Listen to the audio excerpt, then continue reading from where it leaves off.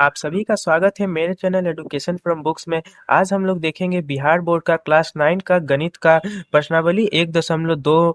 तो चलिए शुरू करते हैं। तो सबसे पहला प्रश्न है, नीचे दिए गए कथन सत्य है या असत्य, कारण के साथ अपने उत्तर दीजिए। तो इसमें सत्य और असत्य बताना है।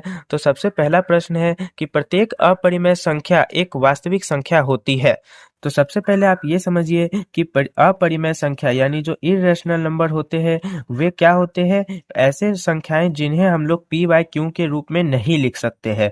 और वास्तविक संख्याएं यानी रियल नंबर जिसको इंग्लिश में बोलते हैं, इसका मतलब होता है कि इसमें इरेशनल और रेशनल दोनों ही शामिल होते हैं।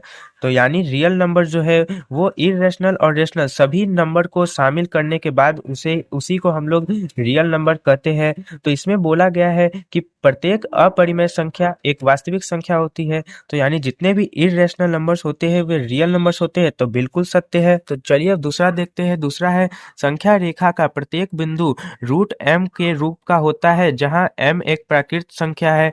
तो ध्यान से देखिए कि संख्या रेखा जो होता है वो ऐसा होता है जिसमें बीच में जीरो होता है और इधर साइड सारे पॉजिटिव नंबर्स होते हैं और इधर साइड सारे नेगेटिव नंबर्स होते हैं। अब ध्यान से देखिए कि इसमें बोला है कि प्रत्येक बिंदु रूट एम के रूप का होता है।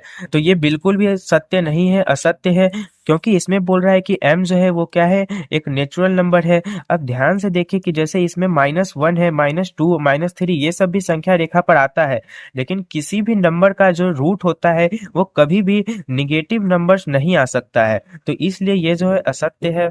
तो चलिए अब तीसरे प्रश्न को देखते हैं। तो तीसरा प्रश्न है, प्रत्येक वास्तविक संख्या एक अपरिमेय संख्या होती है।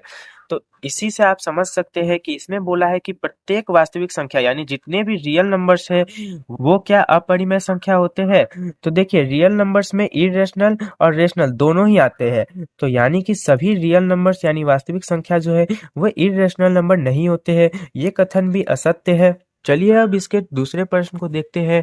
क्या सभी धनात्मक पूर्णांकों के वर्गमूल अपरिमेय होते हैं? यदि नहीं तो एक ऐसी संख्या के वर्गमूल का उदाहरण दीजिए जो एक परिमेय संख्या है। तो इसमें बोला है कि सभी धनात्मक पूर्णांकों के वर्गमूल जो है वो अपरिमेय होते हैं। तो ऐसा नहीं होता है। जैसे कि √2 लेते हैं तो √2 जो है वो तो अपरिमेय ही होगा क्योंकि इसका हम लोग मान नहीं निकाल सकते हैं। लेकिन जैसे अगर हम लोग √9 ले ले तो इसको हम लोग 3 भी बोल सकते हैं। तो इस तरह से ये क्या हो जाएगा, परिमेय होगा। इसलिए हमेशा जो है रूट के अंदर कोई भी नंबर हो तो जरूरी नहीं कि वो अपरिमेय ही हो। तो उदाहरण के रूप में हम लोग और भी नंबर दे सकते हैं, जैसे कि हम लोग दे सकते हैं √64, तो इसका मान भी 8 होगा जो कि एक परिमेय हो जाएगा। उस तरह से हम लोग √100 भी दे सकते हैं जो कि 10 हो जाएगा। तो ये सब कुछ ऐसे नंबर्स हैं जिन्हें परफेक्ट स्क्वायर्स भी बोलते हैं। तो परफेक्ट स्क्वायर का रूट जो होता है वो हमेशा ही परिमेय होता है।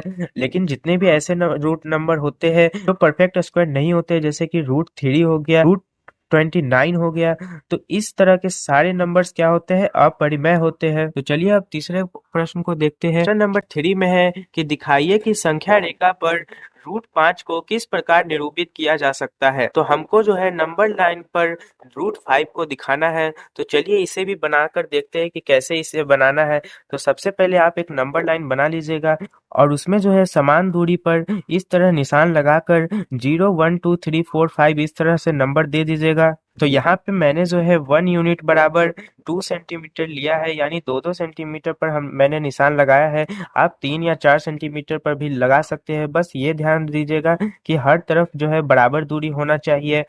और उसके बाद 2 पर 90 डिग्री का एक एंगल बनाइएगा। तो इस तरह से यहाँ पर जो है एक 90 डिग्री का एंगल बना लीजिएगा। अब यहाँ पर जो है यहाँ से यहाँ तक 2 सेंटीमीटर यानी कि 1 यूनिट जो है स्केल से नाप लीजिएगा।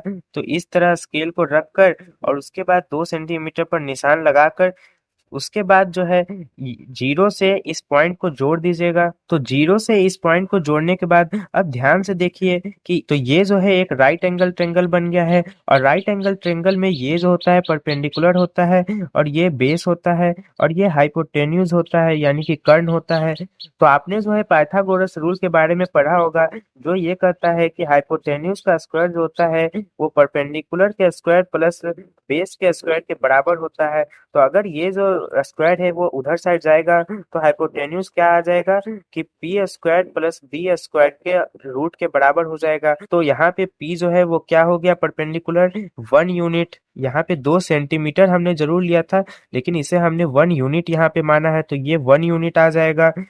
तो यानी कि 1 का स्क्वायर प्लस बेस जो है वो कितना यूनिट है, तो 1 और 2 2 यूनिट है, तो यानी कि 2 का स्क्वायर और इसका स्क्वायर रूट। तो अगर हम लोग इसका मान निकालेंगे तो 1 प्लस 2 2 जा 4 होता है, तो 4 आ जाएगा। और इसका रूट यानी कि ये क्या आ गया, √5। तो यानी कि ये जो हाइपोटेन्यूज है ये √5 है। और क्वेश्चन में जो है हमें √5 को ही नंबर लाइन पे दिखाने बोला था, लेकिन ध्यान से देखिए कि ये जो है अभी भी ऊपर है, नंबर लाइन पर नहीं है। तो इसे नंबर लाइन पे हम सबको लाना होगा। तो उसके लिए हम लोग जो है कंपास लेंगे और कंपास को 0 पर रखकर यहाँ से यहाँ तक ऐसे नाप लेंगे। और 0 से यहाँ तक नापने के बाद इसे ऐसे ऐसे करते हुए नंबर लाइन पर ले आइएगा।